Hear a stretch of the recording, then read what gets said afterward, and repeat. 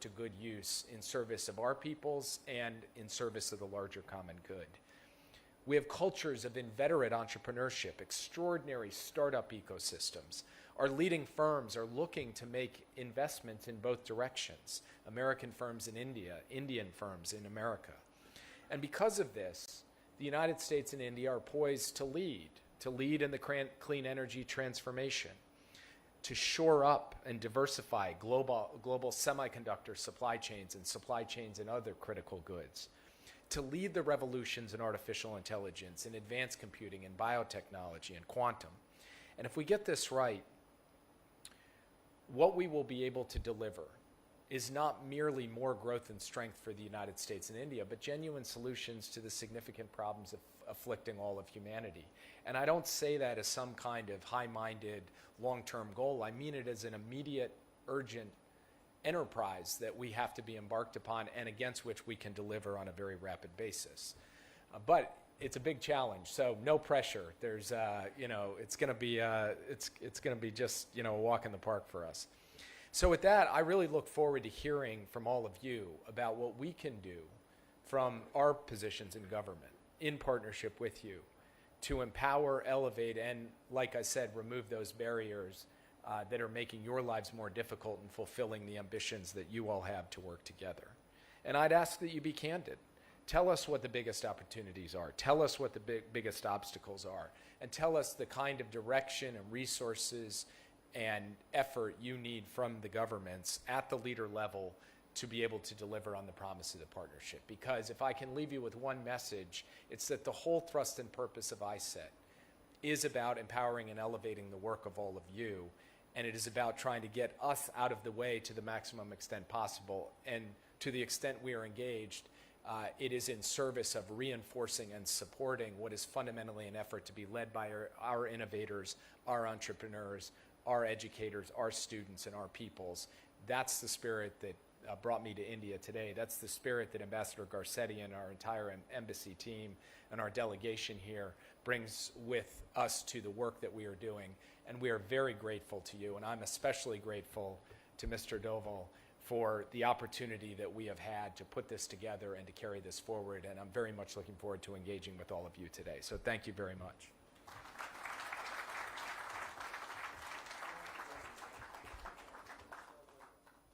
Thank you. Thank you very much, Mr. Sullivan. And thanks to both the NSAs for really setting the tone so very strongly and giving so much of space to the businesses to work together. And that really makes us believe that both of you are in solutions business. So really finding solutions to any obstacles and problems that we keep raising. So thank you very much. And with that, ladies and gentlemen, may I now invite His Excellency, Mr. Eric Garcetti, the Ambassador of the United States, to give his address. Thank you very much, Director General Banerjee. Thank you to you and the Confederation of Indian Industry for bringing us together so beautifully. I wish I weren't a speaker and I were a mirror so you could see yourselves today.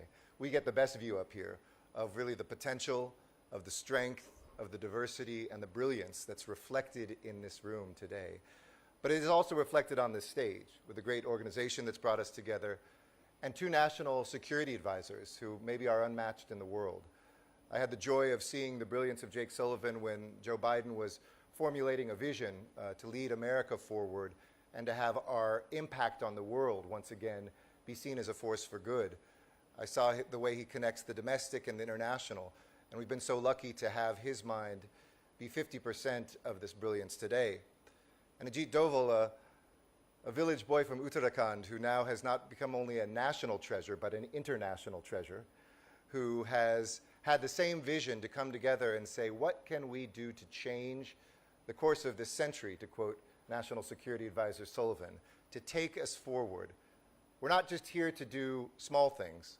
We're here to do big things, do things that change the course of history, and for the United States and India to just maybe be the co-authors of this next phase that the world faces, its challenges, but also its opportunities. So, you know, the 6 most feared words for any speaker is, of course, you get to close the program. So here I am as the last speaker. But I am also honored to follow these 3 men and to see the work that you are all doing. Because I think it's clear that governments can't do this work alone. And the vision of ISET which is a great sounding name if you're into technology. But I always like translating it into very human terms because I know the humanity up here and the humanity out there. That essentially we have a decision and a crossroads to make.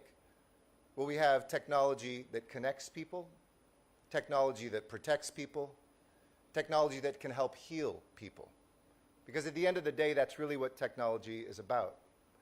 I've heard our president speak about this and this moment where we have to win that future together. And we were just with the Prime Minister, and the first thing he brought up was also this connection between democratic values and technology. We have to humanize those fundamental questions. Will technology empower or will it oppress? Will technology help bring us together or keep us isolated or even worse, apart? Will technology help us become healthier or will technology be a force to make us less healthy? These are the fundamental questions, not just of ISET, but in many ways of our age today. And when I look at the foundation between the United States and India, it is so strong. It is so clear that Indians love Americans and Americans love Indians. We have a genuine and natural warmth, values that we share, and an experience where it's very personal, the people that we know and the work that we've done together. But let me just paint a picture of what some of that is. We look at biotechnology, and we think about the more than a decade of work of the U.S.-India Science and Technology Endowment Fund, who, for instance, brought Stanford University together with the Jaipur Foot Organization in Rajasthan to show a way that we could have a multi-centric prosthetic knee that costs under $100 and is already improving the lives of people in 28 countries. When you think about U.S. aid here, working together with the Prime Minister's goal to eradicate tuberculosis by 2025, and using artificial intelligence not to write speeches, and I can guarantee you this speech was not written by artificial intelligence today, but to detect tuberculosis by coughing into your phone, and the algorithms can detect from that cough whether potentially you have tuberculosis. When I look at the digital payments and financial tech, that India has leapfrogged the world to take the Tiwala who is in a village and now she gets a payment from a phone, make sure that she gets direct payments from the government, 100% of each one of those rupees. Or our National Renewable Energy Laboratory that was just here talking to states and local governments about the way we can use supercomputer power to run the simulations we need to make sure we can have 100% carbon-free power that is reliable and affordable. This is what this is about. Not just categories of work, but technology that protects, technology that connects, and technology that heals. You see, technology without values is meaningless. And values without technology is powerless. What ISET is doing is bringing those two things together. I recently had a dinner with a bunch of multi-faith leaders here in India. We had Hindu and Sikh and Jain and Muslim and Christian leaders, Buddhist leaders. And one of them said, we hear all this talk about 4G and 5G, even 6G. But they said, here in India, we have something even more powerful than that, Guruji. And so underneath that, there actually was a comment that when we bring our values to this work and our intelligence to this work, we are an unstoppable force for good in our countries, for good in our world. So let's seize that model, let's reach beyond our grasp, and let's make ISET a reality. Thank you.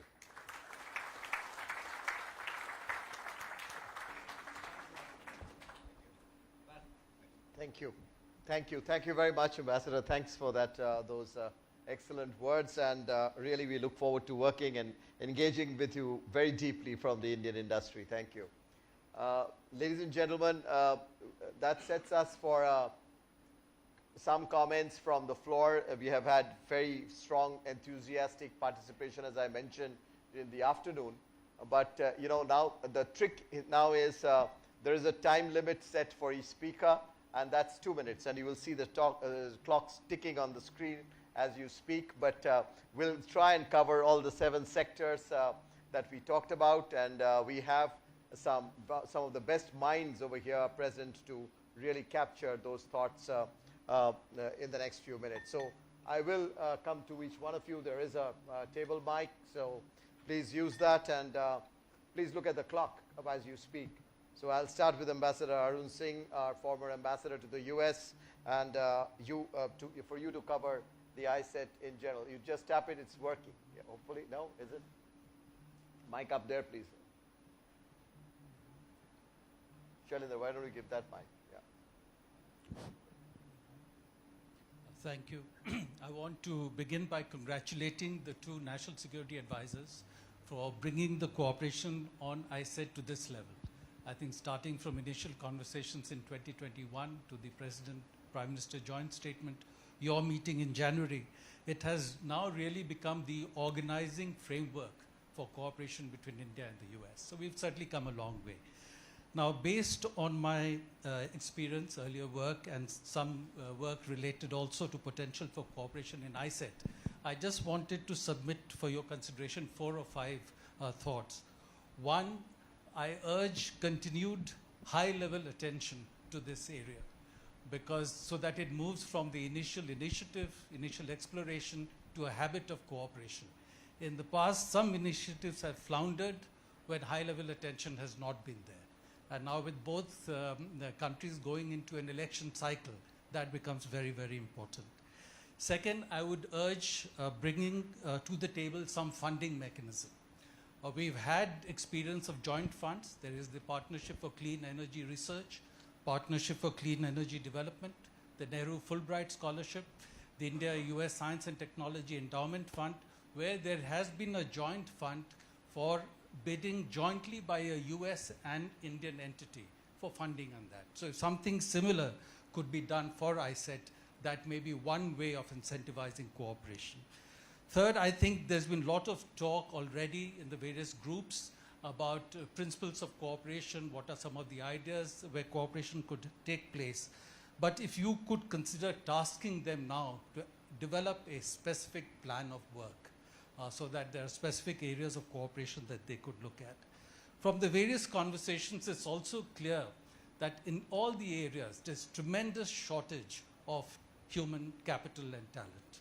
And so if some discussion could be held where US and India could come together for joint development of talent, and finally, there is a lot of effort certainly to deal with the regulatory issues, but that's an area where high-level attention will continue to be needed. Thank you. Thank you. Thank you very much, Ambassador. Thank you very much for those opening comments. Now I'll actually turn to Mr. Tim Archer from Lam Research, again on semiconductors. Your comments very quickly, please. Yeah. Great. Thank you, and good evening. It's an honor to be here. Lam Research, we're a world-leading provider of semiconductor manufacturing equipment. And for many years, our technology really has been at the heart of building semiconductor ecosystems around the world.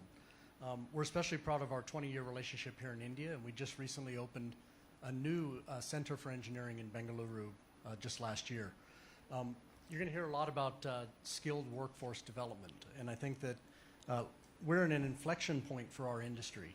We expect the semiconductor revenue globally to grow by almost 2x from now through the end of this decade, creating tremendous demand for chips. And one of the critical requirements for us to achieve this is that skilled workforce in nanofabrication technologies.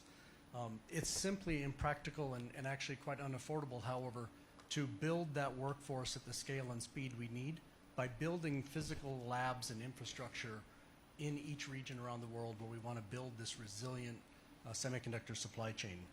And so we believe that there is a need right now for a paradigm shift in how semiconductor technologists are being trained. And at Lam, we've begun work on this particular challenge. We've envisioned what we call a semiverse solutions-based approach to this education. And we think this has the opportunity to help develop technologists at significantly greater speed and significantly lower cost. This approach is really designed to effectively accelerate semiconductor ecosystem development in regions around the world. We're partnering right now with a leading university in India to roll out this approach starting in the second half of this year, and we stand ready to work with the government of India to fully scale up this program once successful. We see the potential for this type of approach to actually educate more than 6,000 engineers per year to help meet the needs here in India. And so we really applaud the efforts that we're seeing here tonight and want to thank you for making and allowing LAM to be part of it. Thank you. Thank you. Thank you very much indeed. Yours has been a story of extraordinary pace of innovation in the semiconductor industry. I'll stay on with semiconductors and turn to Micron and to Mr. Gursharan Singh.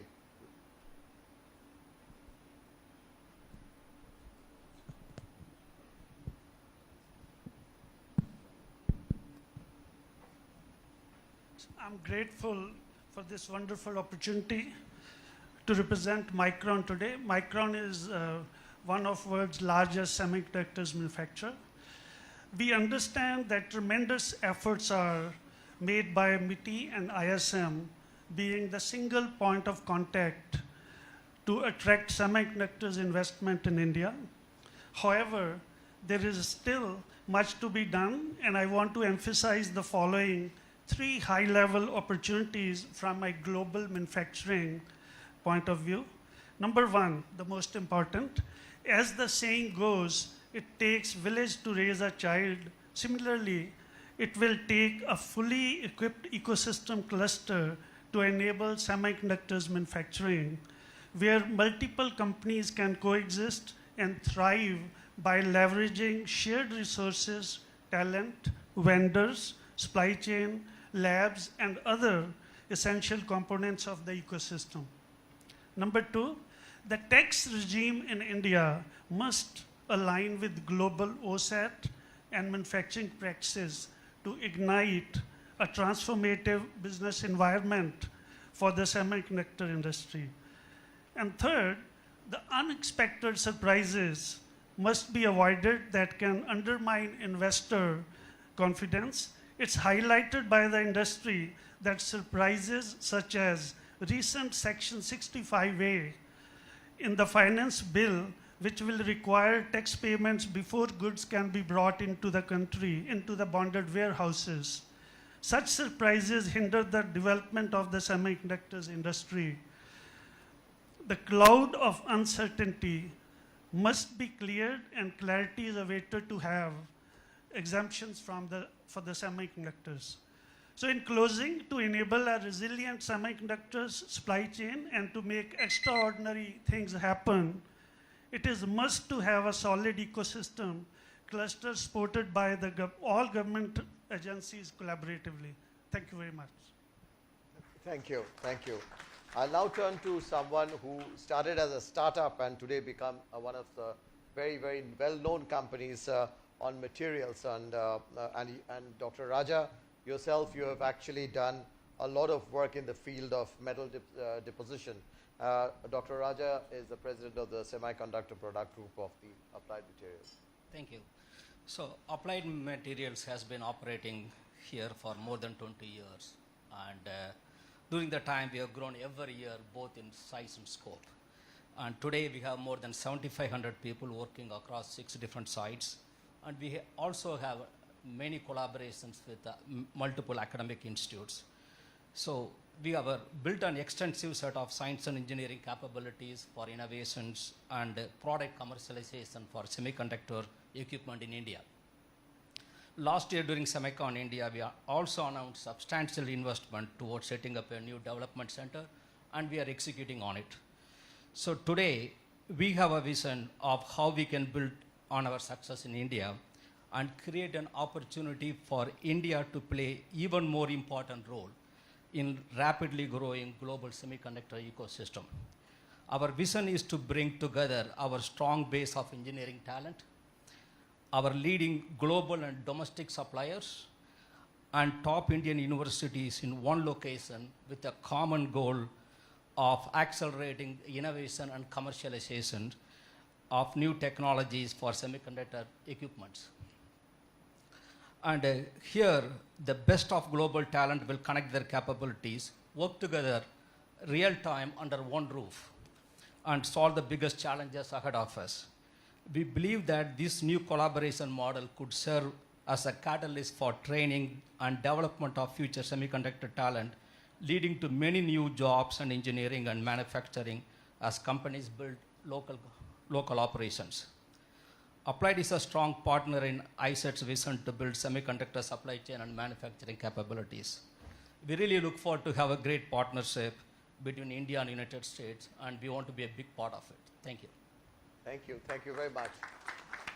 I'll now turn to the Tatas who are pretty much in this field on telecommunication. Standards Development Society Chairman, Mr. N.G. Subramaniam. Thank you. Good evening to all of you. I represent the Tata Group and I'm also the chair of the Telecom Standards Development. We hire a lot of talent in the North America and in the United States. In one of the recent talent hiring, they expressed that, look, I will join your group, but I want to work in India. So that sets the stage for ISET. I believe I'm extremely positive about it. Secondly, as a group, we are quite diversified into the emerging technologies like EV, batteries, semiconductor, telecom equipment manufacturing, and precision electronic manufacturing, and so on and so on. We have some great partnerships going with US corporations like Boeing, Lockheed Martin, where we are manufacturing some of the aerospace structures.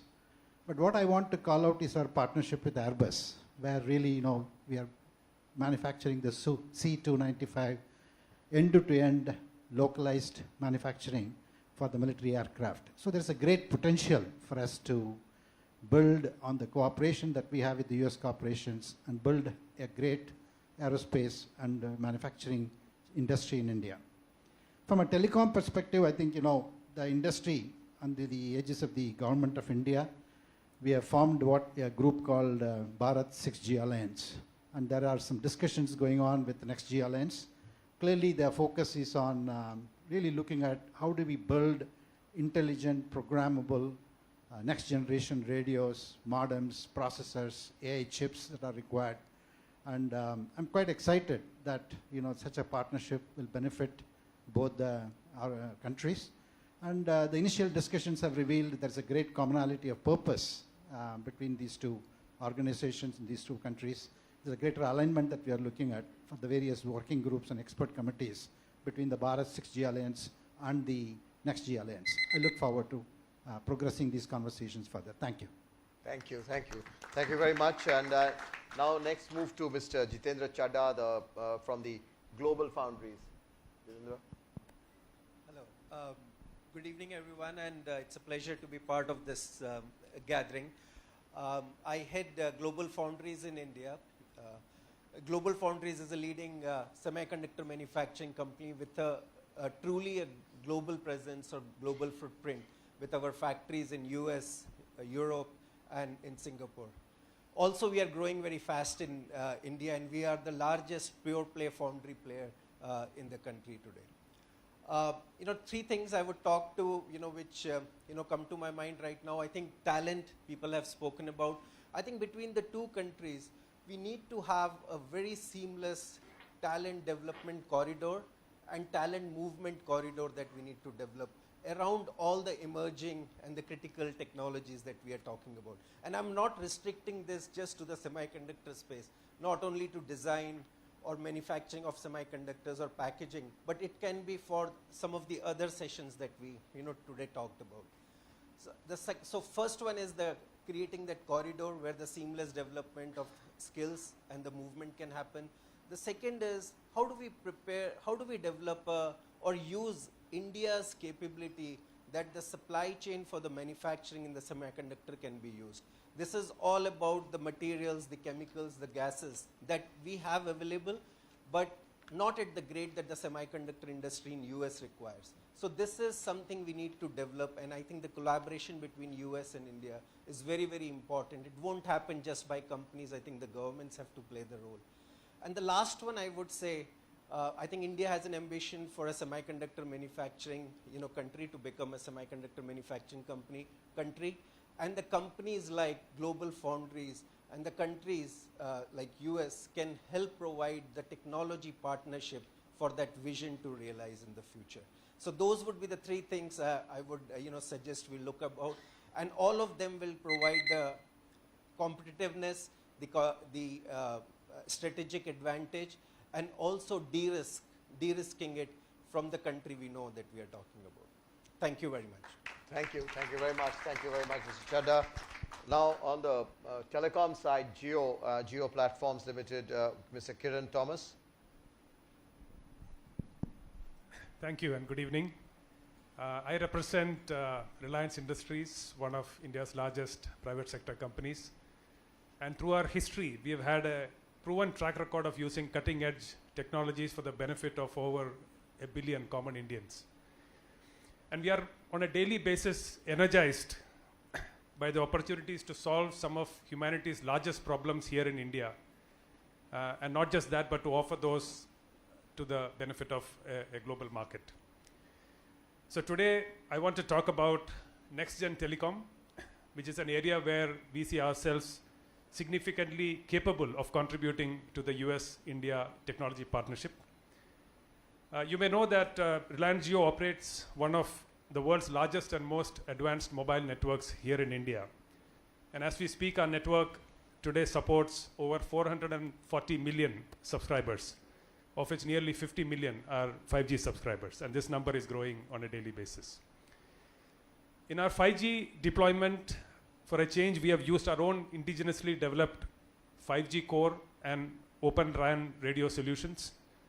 And this made in India 5G core, which is designed to be cloud ready and AI ready from day one, is already commercially deployed at what we call India scale, serving hundreds of millions of users.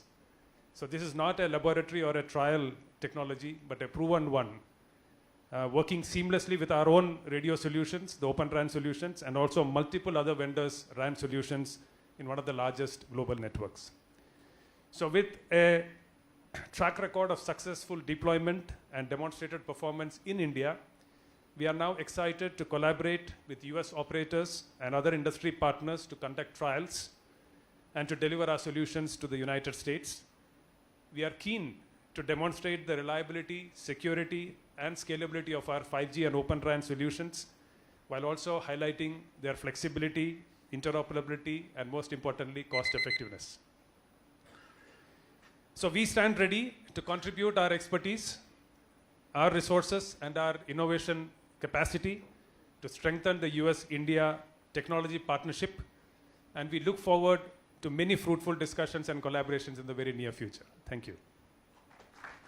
Thank you very much, Kiran. I'll stay with telecom and go to Airtel and Randeep second. Yeah. Good evening. I'm Randeep. I'm CTO for Airtel here. And first of all, I want to say that yes, India is very proud on 4G because we have connected millions and hundreds of millions. And 4G has not just become a, you can say, connectivity technology, or become an inclusion technology because it is affordable, is available to every Indian, and it has triggered health use cases, education use cases, entertainment use cases. But now we are in the cusp of where 5G can become again a technology, and with Kiran saying that we have now that 5G technology going on to main part of the urban India, but really speaking, it should reach every person in rural India as well. And what better way to pivot if we can go to a technology like ORAN, which can then create a partnership ecosystem which will have Indian and US ecosystem players, which will then bring an affordable way of launching 5G to all the rural masses as well in a much earlier use case. And also make it open for industrial use cases because the previous technologies has been closed and you really cannot use it in a, you can say, network as a platform basis. You will use it more like a closed this thing. And the ecosystem play in way we have consumed this technology has been limited, but we can really open it up. So we believe that this is the way where we can actually bring ORAN technology between India and US players and make it masses. And not just start with 5G, because 5G is now a technology which is being used. Can we pivot to bring 6G use cases and do this NG and the Bharat 6G net together and create technologies which is really now built on a common use cases rather than we adopting a standard and then trying to scale it. So I think this is a great opportunity for both the countries to come together and create an ecosystem of a mass technology. So that is where we really welcome this joint cooperation which we are doing on ORAN. Thank you. Thank you very much. And I'll now turn to the CEO and Chairman of the CDOT, the Center for Development for Telematics, R.K. Upadhyay, Dr. Upadhyay. Good evening, everyone. So I would like to first report a good news that India Telecom Stack, which we had developed 4G, 5G, is getting rolled out in BSNL